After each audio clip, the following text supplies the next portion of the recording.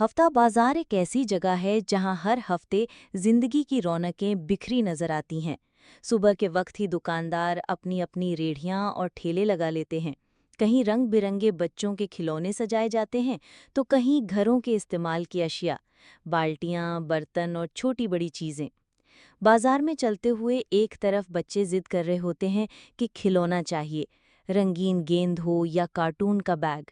दूसरी तरफ माएं बर्तनों और घर के सामान पर भावताव करती हैं। कोई प्लेट देख रहा है, कोई कढ़ाई पसंद कर रहा है और कोई जग या ग्लास टटोल रहा है। हफ्ता बाजार की सबसे बड़ी बात यह है कि यहाँ हर चीज़ सस्ती मिलती है।